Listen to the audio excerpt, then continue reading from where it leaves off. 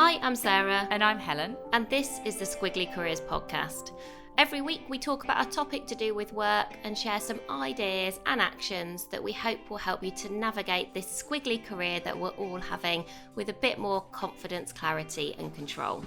And as well as the conversation that we're going to have today, you can also get lots of additional support too. So we create pod sheets, which are one-page summaries to help you to take action. We have pod mail to make it easy to access all of our resources. That comes out every Tuesday morning. And we also have Pod Plus, which is a weekly free session where you can talk about the topics that we discuss on the podcast with a like-minded community of learners. It is all free and it's all part of our mission to make careers better for everybody. So all of those links will be in the show notes, or you can just go to our website, amazingif.com, and you'll be able to find it all there. So today's topic is about micro moments of motivation, as in what small things can we do to feel a bit better about what we're working on and the way we're working and how we're getting our work done in case it might be feeling a bit difficult right now. And I guess the idea for this podcast has come from where Sarah and I are both at right now, sort of midway through the year, and also from some feedback we've had from lots of learners that are on our courses about how they're feeling. It's this sort of, we're halfway into the year, so that thought of the energy of New Year's resolutions is long gone and there's still quite a long time to go. I think I talk to a lot of people now and they're sort of anchoring themselves to a summer holiday. I feel like it's like the summer holiday's in sight and they just need a bit of a boost to get them to that point. And that just feels like the reality of lots of conversations that I'm having with people right now. So we thought that maybe some micro moments of motivation might bring those things a little bit closer for you, help you get there a little bit more quickly and easily. Sarah, how are you feeling midway through the year? What's your motivation levels like? Well, not amazing, I think it's fair to say. Though I do think some of these things are almost daily. It can sort of oscillate day to day depending on how your day's gone and kind of what's happened. But I guess if your energy reserves are lower, then it affects you quicker. I think that's what I find, is that probably some things that might previously you kind of be like, oh yeah, that's fine, that's not ideal, but I'll kind of move on to the next thing, have a higher impact on me and takes me a bit longer to recover. So even like yesterday, like my day was going quite well, but I had a disastrous train journey, which then meant I missed a meeting that I wanted to go to. So I was sort of disappointed that I didn't get to see somebody, and I'd worked really hard to find the time to kind of make that meeting happen. And my train journey was so disastrous, at one point the train just started going backwards. It was like, we're just going to go back. And I was like, right, can we not go backwards? And it was boiling as well. I was in like a non-air conditioned train, and I think it was about 26, 27 degrees. So I was just like sweaty and going in the wrong direction. And you're just like, oh God, I could really like do without this. And it's funny because actually then when I finally got to the station I needed to go to, having missed that meeting, I was then looking at this and thinking about ideas. And I definitely started from quite a low point of like, I'm sort of not even motivated to think about motivation. And then by the time I'd sort of gone through this, and I've actually took some actions in a very short kind of window of time, and sort of in a 24-hour window, it did make me feel better. I felt like I'd made some progress. I'd sort of rebooted enough. Like here, I don't think we are talking about like massive re-energizing moments. I think we're talking about like rebooting enough so that the next day can be a bit better. I also think it's important to say that we're not talking here about sort of burnout in a more significant way. Burnout where you feel like, I guess, where you get more to a point of apathy, or you feel like you just don't care and you're not connected or committed. I do think that is a different thing. I think we're talking here about, when your day to day just feels that little bit harder than it normally would do. And also like you described, I get a bit like, because I like to look ahead. I have got a holiday coming and I'm like, I just need to get to the holiday. And I don't really like that feeling because I sort of still want to do the day to day really well, but it can feel really difficult when you're just like, I've just got to last a week, which is basically a little bit how I'm feeling right now. How about you? I agree. It's not the kind of the burnout thing, and it's not the do this forever thing. It's sort of a get you to a date, or for me, it's less of like a holiday. It's a deadline. So we've got some really important deadlines coming up, and I feel like they're quite hard for us to hit for various reasons. And so I feel like I need some like micro moments of motivation just to keep going to those deadlines. I feel like if I add these into my day, it will just make it a bit easier to get to that point in time. And then once I've achieved that, I feel like I've almost hit a bit of reset, and I won't need so many of these things. But I think whether it's you've got a date like a holiday or a deadline, or maybe it's the conclusion of a project, sometimes we just need a bit of a boost that are kind of easy things to fit into our day. That's where I'm at the moment. I'm not really feeling like low motivation, but I do feel a bit of pressure to achieve a few things, and therefore a bit of extra motivation is just going to make that feel a bit easier for Wouldn't me. go amiss. Yeah, exactly that. Why wouldn't you do some of these things? So in order to give you some easy, tried and tested by Sarah and me actions, we are going to take Dan Pink's structure for motivation as a bit of a guide for the episode. And we will link to his TED Talk and his book in our pod sheet if you've not seen his work on Drive. But I've always found it really useful when I'm sort of unpacking motivation. It sort of structures it around these 3 areas. So there's purpose, which is about working towards something that's kind of meaningful and feels like more than just you. So that could be the team, or that could be what the organization's trying to achieve, or something you're passionate about beyond just doing the do.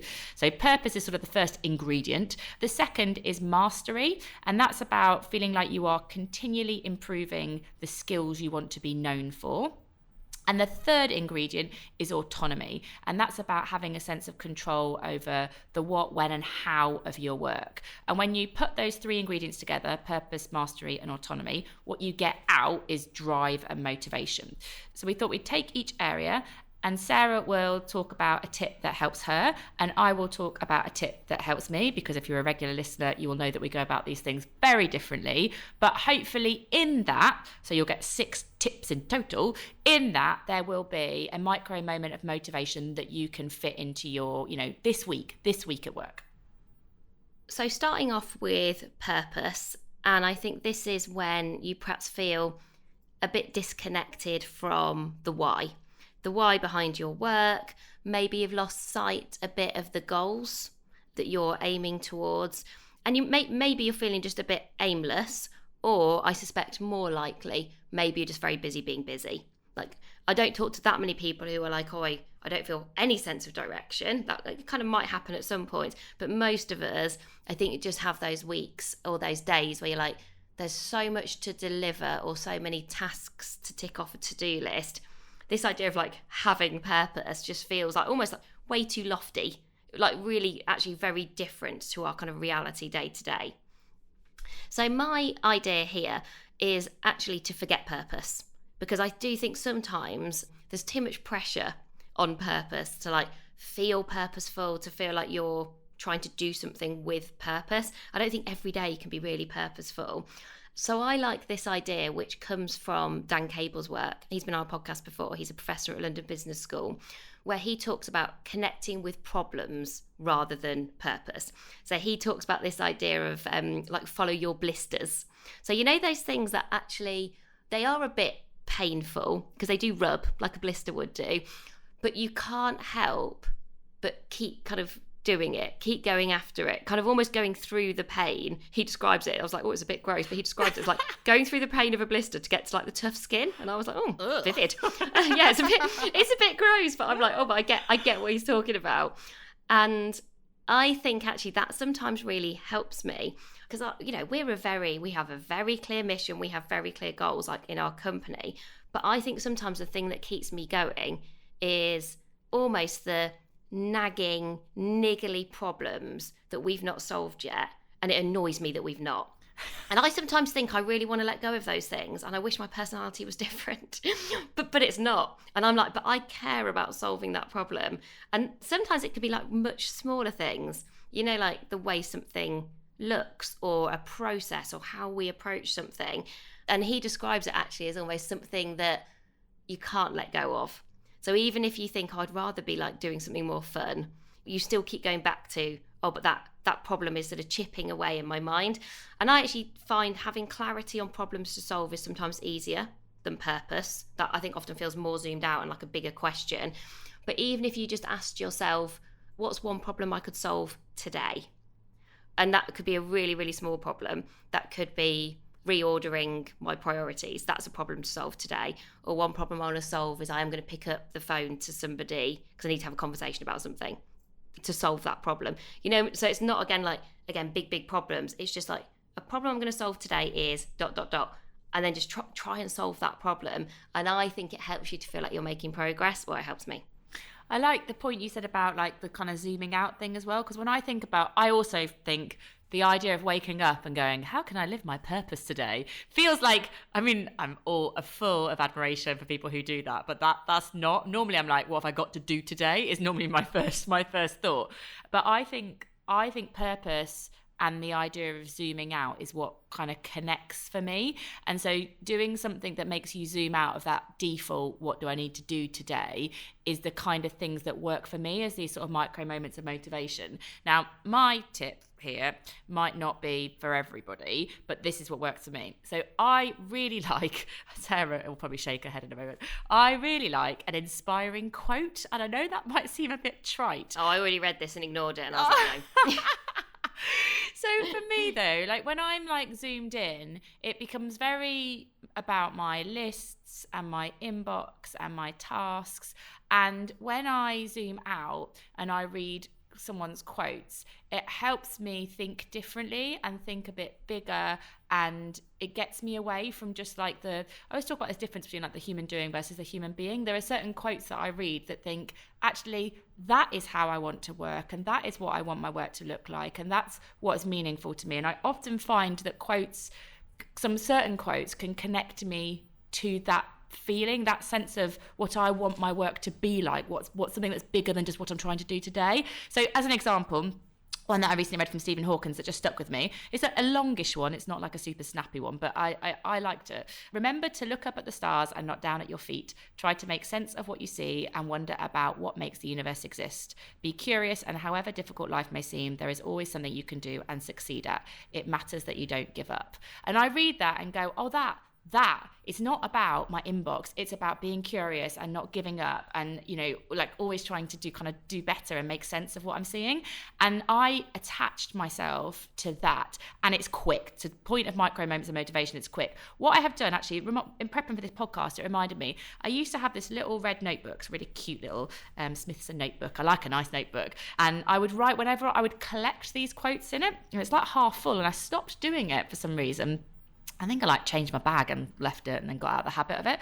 But I flicked through that book, and all of these quotes that I like, I'd sort of curated them in there. And that is a super shortcut, because sometimes you have to find the quote in order to be inspired by it. It takes a bit longer. But if you sort of collect and curate them, then you've got a really quick go-to for quotes. And this is not trying to sell our book, but we did collect lots of really good quotes in both our first book, The Squiggly Career, and our second book, You Coach You. There are some really, I think, good quotes. I think, Sarah, you collected loads of those, and they always like resonate with me. So that's a bit of I guess we've done a bit of a curation for you, but I think the best is when you kind of collect and curate it yourself. But yeah, that's what works for me for my purpose moment of motivation.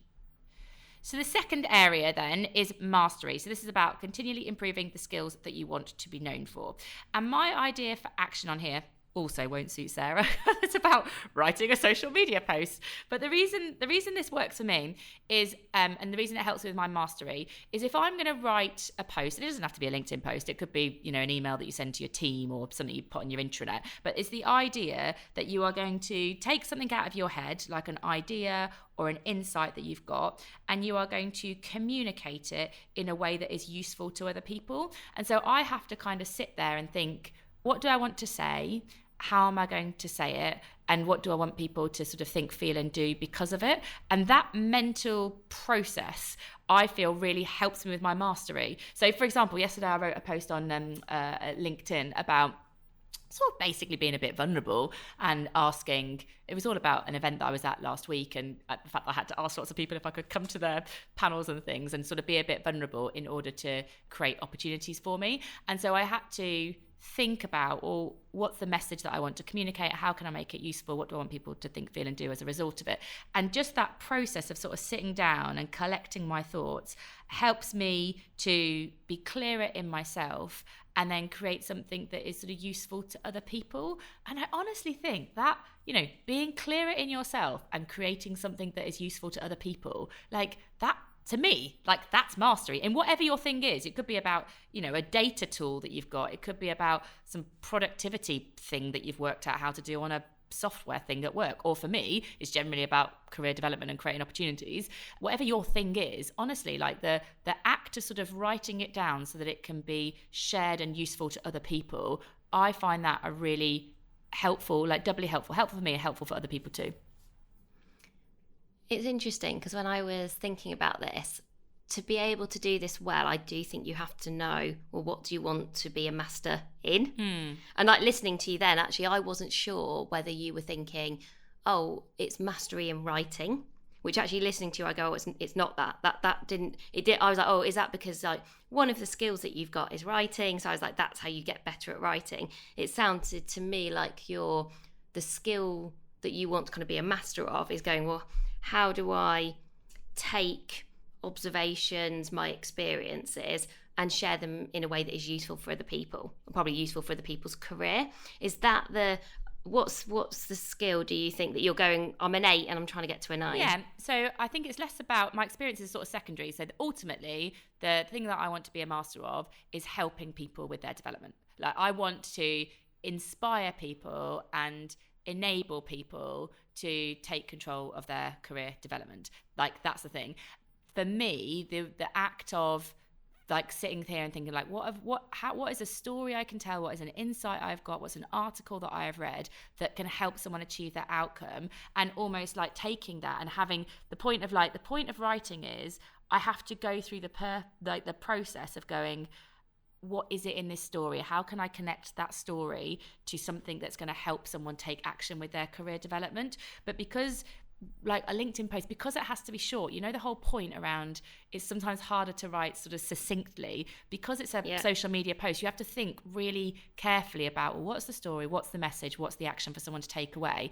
And for me, that it's the writing's just a way to hone my insight to help other people. It's not, I don't aim to be the world's best writer on LinkedIn. I want to be brilliant at career development so it helps people be better in their work. That's the thing. But I do find that process of succinctly getting your ideas together and then sharing it with other people in that way, and also you can see what's useful very quickly and what's not. So I also think with mastery it's quite good to get some feedback, because you might think you're great but if no one likes it then, so it does actually give you a bit of a feedback loop as well, which I find quite useful. And I've been doing that for a while, and I've definitely got better at sharing short career insights and ideas with people as a result of using that kind of writing it down and sharing it.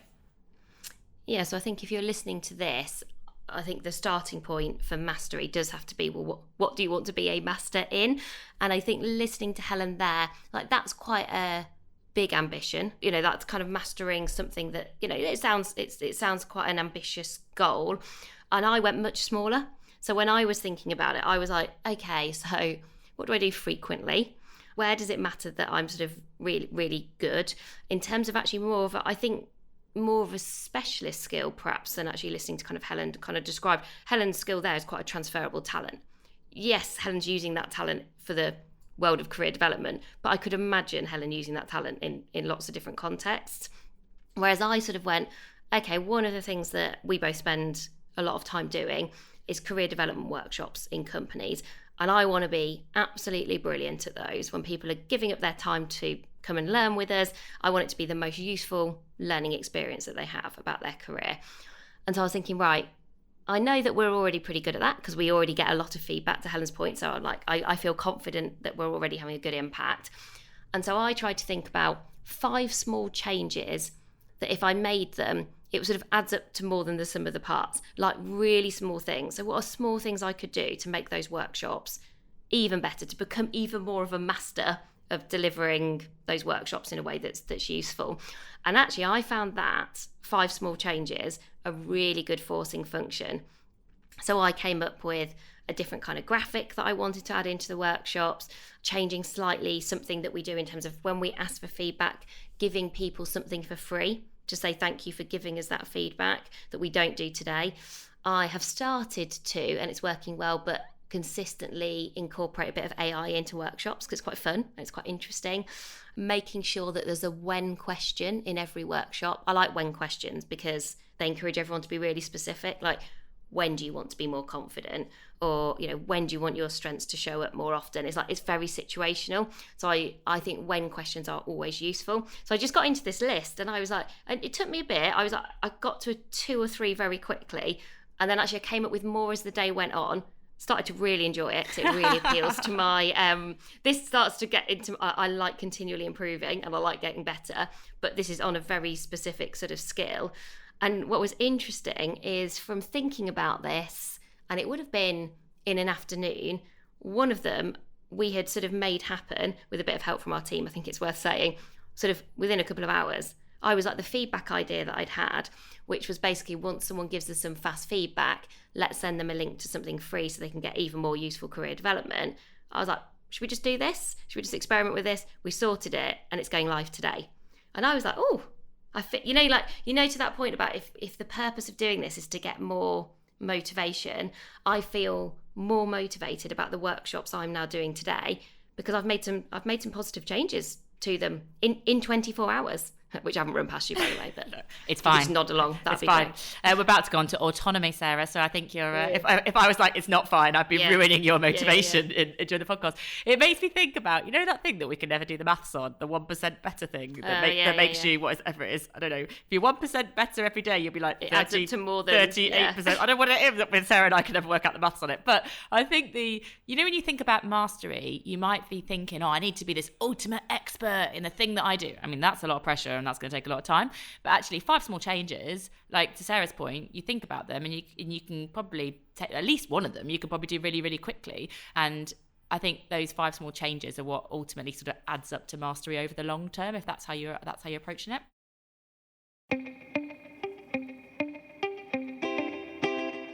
And so the last area is autonomy, feeling control over the what, when, and how of work. And I was reading a really interesting article actually in Harvard Business Review on this yesterday. And they were saying that, there's been lots of chat about flexibility over the past couple of years. And, people say, everybody really wants flexibility. And their argument was, actually, it's the wrong word. What people really want is autonomy. As in, that's the thing that really motivates people. And sort of flexibility is part of how you achieve that autonomy. But people feeling like they have control over how they get their job done, maybe when they do their job. It's sort of autonomy that we all sort of strive for, because I think it's that human need to feel in control. We all, if you don't feel in control, if you feel like someone else is in control of your time or your work, then you just start to feel like you're going back to command and control, that sort of system of working. And I think we all recognise like we rarely do our best work in that way. But equally, when I was reflecting on this one yesterday, I was like, this is a tough one, I think, sometimes when you are in, most people have managers who might take away some autonomy just because they're like, well, this now needs to be done. Most of us have lots of meetings or kind of demands on our day. I think it's very rare that you just go, I just have like complete autonomy over how I spend my days and my weeks. Maybe we have more than we perhaps give ourselves credit for. So I'm sure there are definitely some people who would argue, well, if you really started from scratch, you'd perhaps do. But if we're thinking here about like small moments of autonomy, how do you I feel like this is probably how you feel about autonomy. I was like, how do I claw back? And I was like, claw back. But that is what's going through my head. Like, how do you claw back a bit of autonomy when you perhaps feel like it's low? So Helen, what would you do? Well, do you know what? This is the area where I feel like I have got the most failed ideas in, because I feel like I want, to your point, I want autonomy. Like I feel in my head, I'm like, I'd work so much better if I had autonomy. And I've put loads of things in place that just haven't really worked because I think they haven't reflected the reality of the work. So for example, something that used to work well for me was having I would divide my week up into, I'll do this on a Monday and this on a Tuesday, Wednesday, Thursday and this on a Friday. And I loved that, but it didn't really last because the reality of work made that not possible. And there've been other work systems that I've put in place about how I manage my to-do list and all that kind of stuff. And that felt good for a week until everybody else had a list for me, and that was ridiculous. But the one thing that I have done that consistently gives me a feeling of autonomy and I think it ticks the micro moment thing, is a no contact work window. This is a really quick thing for me to do. And I used to do it in Microsoft. I would do it first thing in the day in Microsoft, and it gave me kind of a sense of control before the day went mad. And I do it in Amazing If Now. It is literally putting a block of time in your diary, and it doesn't even have to be a lot. It could be like an hour or 90 minutes, to be honest. And it is a no contact work window. So, and I message this to people. I'll message it to Sarah. I was realising, Sarah, because what I normally call it is I normally say I'm going dark for 90 minutes. And then I was researching. I was like, where does that phrase come from? It's one of those military statements. You know, we're always trying to like get rid of military language from because anyway, I just remember Sarah and I had this conversation ages ago about military language and how it creeps into our conversations and we don't even realise it's there. Going dark is one of those phrases. So I'm not going to say that anymore. I'm going to say it's a no contact worked window. It probably needs a better, snappier title. But basically I just say I'm not going to be available during this time. And it's not such a long period of time that it's inconvenient for people. So I'm not going to be available all Friday. It's just like 90 minutes. But in that time, I get to do what I want to do in the way that I want to do it. So maybe there's a prototype thing I want to create on a career tool, or maybe there's a bit of reading. Oh, doesn't that sound lovely? A bit of reading to do and research and highlighting and sticking my post-it notes in a book. But that just gives me, I can almost cope with the lack of control I might have over my time in the rest of the week, as long as I have that sort of micro moment of a no contact work window. That just gives me a bit of, I have got choice, I have got autonomy over this particular moment, and that just carries through for quite a long time for me. So that is something realistically I've done for many, many years, and it gives me that sense of autonomy. Yeah, I find this one tricky because I think in the main, I take a lot of accountability over making sure I have high levels of autonomy, and then it goes wrong. And I'm like, and that has happened in the past, I don't know, couple of weeks, a little bit.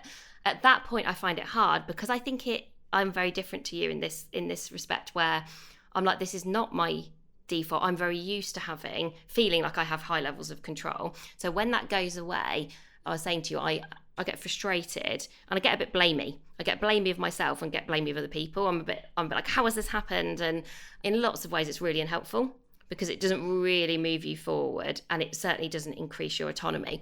So I was really challenging myself on this yesterday, thinking in a moment where I don't feel like I have much autonomy and I don't enjoy that, it really does impact my motivation. What can I do that's much, much smaller? Because I go to sort of the opposite to you. I go to like systemic changes. I know you did. Right. You either go, let's stop everything, or let's fundamentally change. I have these like real moments of like, okay, well, and funny enough, I feel really comfortable doing that, which I do think is a good skill. I'm like, what can we take away? What can we cut? What can we subtract? Like useful questions, but I'm not, it's sort of sometimes prompted by the wrong point. Yes. So I just sort of go, well, let's just like do a lot less, like completely rethink. That's what we need to do. I've honestly learned to ride that response because my default reaction is really defensive. Oh, I know. When you do that, I'm like, that's the worst I did it yesterday, thing to do. and I was thinking, I bet this is really winding Helen up. I was like, well, let's just do loads less because that just completely solves this problem. But I was thinking, I know that Helen can't reply to this right now because I know she's like doing something, and I was like, I bet she'll have to read this, take a deep breath, and then sort of decide. And I'm still ride the response. It's so. I still actually think that was quite a good idea, but I'll just let it go. You've convinced me, mate. I don't know. You actually haven't even talked to me about it, so I assume you're just going to ignore it. I'm riding the response. The response. Yeah, so I find this one really tough. Yeah, because I think not my natural place. I find it really hard. And then I think I go to really dramatic solutions, which are often not, maybe sometimes they're good ideas, but sometimes not good ideas. So I got to 3 things and I was like, oh, okay, I have done all of these 3 things in the last 24 hours and it has been useful, and they are much smaller.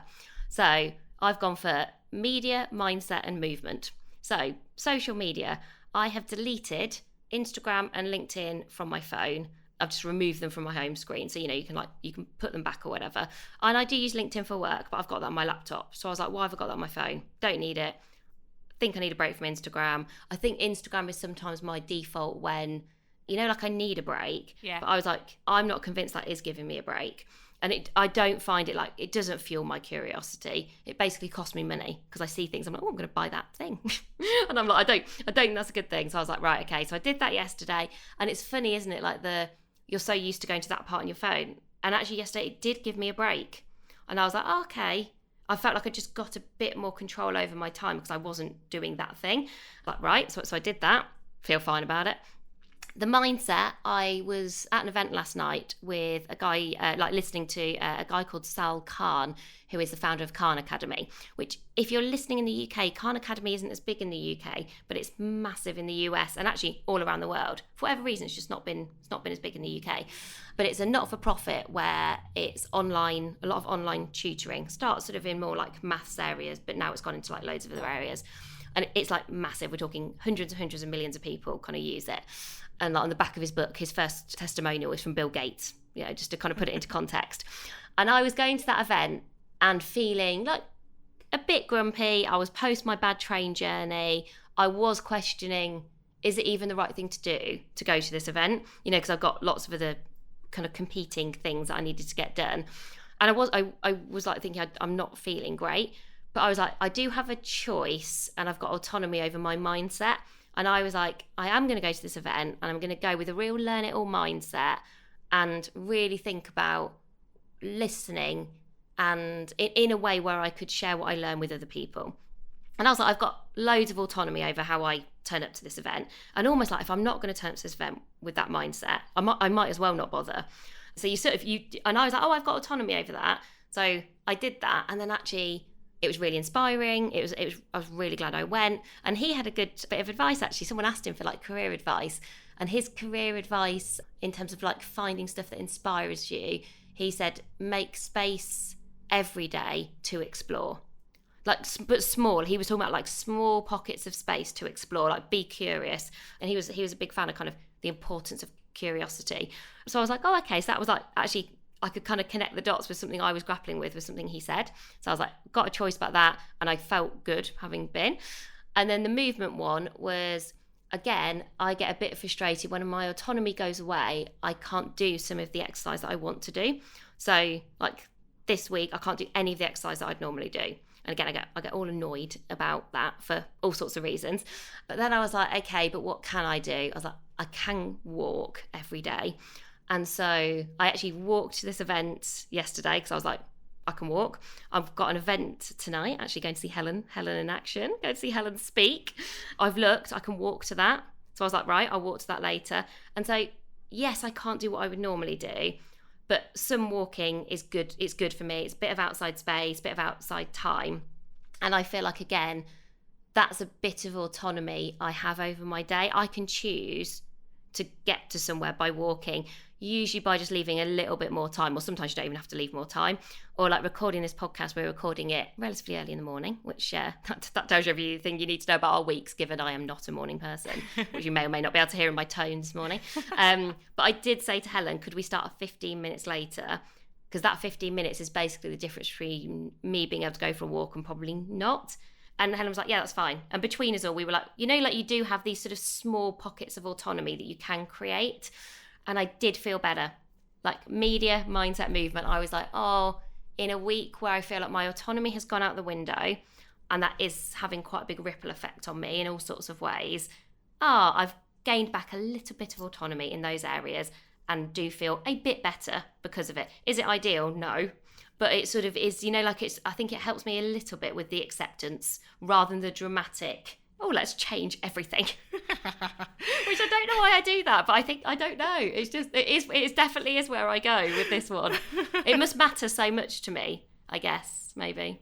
I think it's all just a desire for control, isn't it? So Probably. I think it all comes from that. And I see it and I get it. So hopefully in listening to us, you have heard at least one idea that you could maybe sort of adopt or maybe adapt so that you can get a micro moment of motivation. But I actually think the bigger thing is to think about purpose, mastery and autonomy for you, and maybe think about, well, what's my micro moment? What's the thing that would really help me there? And it might be something we said, or it might be something different. But I think, almost having these ideas in your back pocket so that you can go, do you know what, today I'm going to do one of those high autonomy actions, or today I am going to share, I'm going to write something down that I read this week, and I'm going to share it with a colleague because it's going to help me think it through and feel like useful and like I know what I'm doing and give me that like feeling of mastery a little bit. Those small things are so useful because, you know, when you're leaning into that day that just looks a bit difficult, just doing one of these small things makes it a bit easier, and having sort of easy actions to increase our motivation, I think is a useful outcome for everyone. And I have started to put our podcast topics and questions into ChatGPT each week. Ooh, that's exciting. After I've come up with the ideas, because otherwise I'm not sure yet if I could do it the other way around. I feel like I sort of want to continue to think for myself first and then put it into ChatGPT. What did it tell? What did it tell you? Well, my question, because I do think the prompts are important, or that's what I'm learning. The prompts are important with AI, and I'm not sure I've got my prompts right yet, but the prompt I used was, what ideas could I try out if I need a boost of motivation at work? So I was trying to use that boost to be like a temporary thing. Now, firstly, I mean, it's not necessarily always quantity over quality. It does give you a lot of ideas. It was like 16 points with mini bullet points under the 16 points. So I was like, so there was, you know, like if you're just looking for if you were stuck, I do think ChatGPT could get you started. So I wasn't stuck because I'd already done the ideas. But I was like, oh, but if I was, there's volume here to pick and choose from, and then you can sort of apply your brain sort of the opposite way to kind of the way that I approached it. But I just picked out one, which was, they talk about I don't know, how do you describe a chat? They don't know, the AI yeah, talked about reward systems, which actually we've not talked about today. Mm-hmm. So it talked about having a reward system for completing tasks. So perhaps with any of those purpose, mastery, autonomy, you know, like you always do feel motivated if you like, I did this thing and then I sort of get a thing. You know, we're all sort of, we like the carrot, right? And they gave some examples. They were like, it could be about, oh, I'm going to spend some time with a friend or a hobby or have a treat or whatever. So I was like, okay, rewards, like good thing. And the other thing it talked about as part of reward system was we boost our motivation when we have variety in tasks. So I guess, again, monotony, you might get to a point where you're sort of losing motivation because I'm doing a lot of the same thing. So it was talking about, you know, mix it up essentially between maybe something that's a bit more challenging or something that's a bit easier or something that's different, just to kind of make sure if you're doing a lot of the same thing. And again, I can see how that would boost your motivation. And I probably wouldn't have thought of that last one. You and I wouldn't have thought of that last one because we have naturally a lot of variety. So we probably already get the motivation boost that comes from variety. But if you don't, I was like, oh, that could be interesting. And then I actually think you and I are both quite good at rewarding ourselves. Like we both know like what our treats are very different. Yours and I treats are very different. But I think we have both got used to being like, oh, we need a little treat. We need a little treat in our day. I bought myself a chocolate truffle on the way home yesterday from the train station. And I was like, it's been really hard, but I've got my chocolate truffle. It's all going to be fine. I mean, talking about chocolate, I have bought some chocolate raisins for this evening. I do like a chocolate raisin. They're really bad for you though. But it's very hot in London at the moment, so those chocolate raisins are in the fridge, and I suspect I'll get to them at about 10 p.m, which you may or may not be the right time to eat chocolate. But I was like, oh, but that is a little treat at the end of my day. And I also do look at my day and think, oh, it's not like a treat, but I definitely do think my reward is a break. Like a 15-minute break where I'll go and get, and today it's going to be an iced coffee because it's very hot, an iced coffee. I'll walk around the block, or I'll go and, you know, like, and yeah, it's not like treat, but I found this recently where some people have emailed us career questions, which I would definitely encourage you to do, and ideas, and we love hearing from people. I often respond with my ideas first, and then I actually copy and paste the ChatGPT response just to go, but there might also be something here that might spark something for you. And I think one of the ambitions that we've got over the rest of this year is to kind of keep experimenting with and keep using AI as part of the career development that we bring to everybody. So if you're using AI in an interesting way for your career development, let us know. Let us know how it's helping you. And we'll keep letting you know so that we can kind of all learn together. Because I think that's the point that probably most of us are at with AI, is like, it's the point of playing. Let's play with it and let's experiment with it. And obviously, the frame that we are particularly interested in is how can it make your squiggly career even better. So that was my small attempt this week, and that was probably like a little bit of me kind of like the mastery around like careers. I was like, oh, okay, that's me trying to get a bit better at something where I'd still consider myself a beginning. So we will put all of our ideas for action into the pod sheet. So you've got those there. And as I said at the start, you can get that from the notes, the show notes on the wherever you're getting the podcast from, or just find it on our website at amazingif.com. But if you've got any questions, or as Sarah mentioned, if you've got any feedback on AI and how you're using it in terms of your development, you can get in touch with us. We're Helen and Sarah at squigglycareers.com. But that's everything for this week. Thank you so much for listening, and we're back with you again soon. Bye for now. Bye, everyone.